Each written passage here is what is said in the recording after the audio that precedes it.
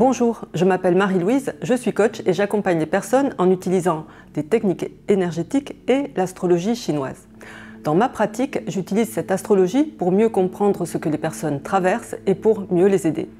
Car sachez que rien n'est prédestiné. On peut souvent changer le cours des circonstances par nos actions. Alors je vous partage les énergies qui arrivent dans les signes du zodiaque chinois cette année afin que vous puissiez faire de 2023 une excellente année pour vous, car la réussite de votre année sera fonction de la façon dont vous choisirez de voir les choses, des décisions que vous prendrez et de vos actions. Dans ce type d'astrologie qui se base sur un calendrier solaire, cette année commence le 4 février.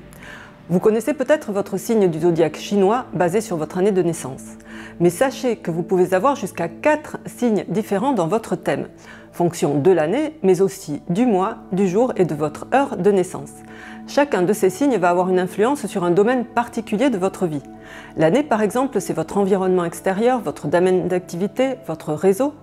Le mois, c'est le domaine professionnel, votre travail. Le jour va vous représenter vous personnellement et votre conjoint si vous êtes en couple, et l'heure, ce sont vos projets et, si vous en avez, vos enfants.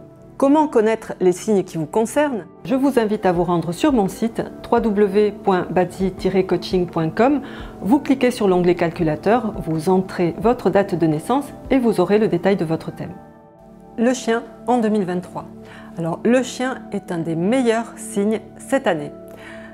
Vous avez en étoile favorable l'étoile de l'empereur. Donc l'empereur obtient toujours ce qu'il veut. Il a toutes les ressources à sa disposition. Il va avoir les bonnes personnes, les mentors, les employés, toutes les informations dont il a besoin. Ça va amener des résultats positifs à condition d'activer cette étoile en prenant une position de leadership, en étant proactif. L'empereur est là pour s'occuper de ces sujets, donc en s'occupant des autres, de vos équipes, de votre famille, vous allez vraiment être dans l'énergie de cette étoile, sinon vous n'aurez que la solitude liée à cette position, donc faites attention parce que c'est une arme à double tranchant. En étoile positive, il y a aussi la vertu du dragon. Là, ça va être la capacité de résoudre des problèmes, de relever des défis et de trouver des solutions. Ça va transformer tout ce qui est négatif en positif. C'est une étoile qui favorise la renommée, c'est une occasion de progresser, de donner du sens à ce que l'on fait et aussi de s'accomplir.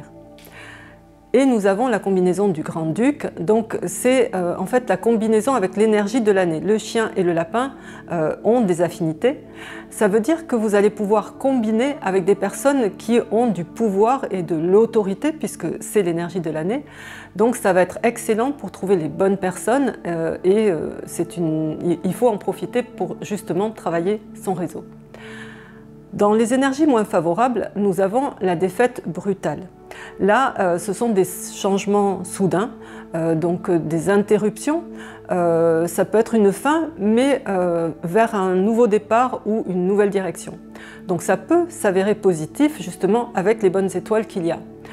Ce sont dans tous les cas des expériences qui vont faire progresser. Avec cette défaite brutale, il vaut mieux être vigilant et savoir se retirer au bon moment. Ça peut amener aussi quelques fluctuations au niveau des émotions.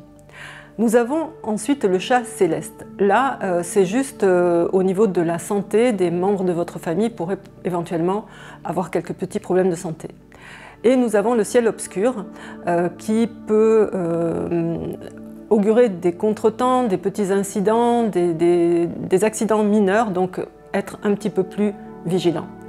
Dans tous les cas, l'effet de ces énergies qui sont moins favorables va être grandement diminué par les énergies favorables que vous avez à votre disposition. Alors voyons où peut se trouver le chien dans votre thème.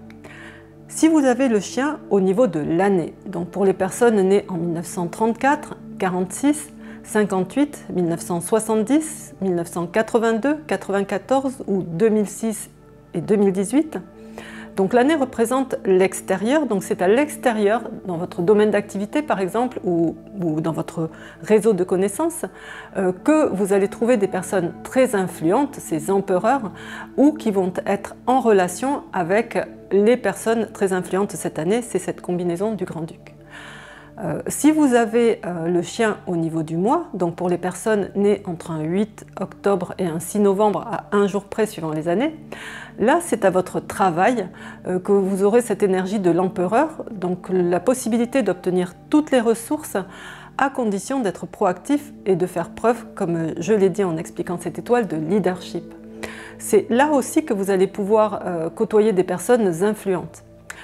Vous allez dans tous les cas pouvoir résoudre des problèmes, trouver des solutions, progresser et être remarqué, mais restez vigilant parce qu'il pourrait y avoir quand même quelques hauts et bas.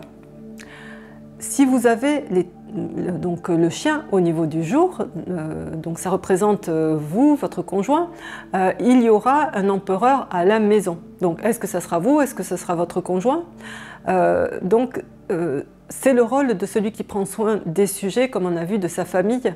Et ça peut venir avec un petit peu un côté plus directif, plus autoritaire, mais ça va être pour le bien de tous parce qu'au final, ça reste quand même une étoile positive. Donc cette année, vous allez pouvoir aussi résoudre des problèmes domestiques, hein, donc profitez-en. Et si vous avez le chien au niveau de l'heure, donc pour toutes les personnes nées entre 19 h et 21 h, là ça représente les enfants, donc c'est eux qui pourraient vous donner du fil à retordre, hein, puisqu'ils seraient dans le rôle de celui qui commande, l'empereur. Donc vous voyez comment vous arrivez à gérer ça. Ça pourrait être aussi le cas pour vos employés, si vous avez, ou vos subordonnés. Voilà, donc un brin d'autorité chez eux, je ne sais pas si c'est ce qu'il vous faut.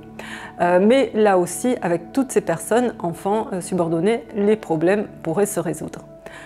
Dans tous les cas, pour une meilleure année, donc portez votre attention sur tout ce qu'il y a de positif et posez des actions dans le sens des étoiles positives que vous avez dans votre thème. Ça va vous aider à progresser et à vivre une excellente année. Si vous pensez que cette vidéo peut être utile à des personnes que vous connaissez, n'hésitez pas à cliquer sur le bouton partage. En attendant, je vous souhaite de faire de cette année et jusqu'au 3 février 2024 la meilleure année possible pour vous. Merci et à bientôt.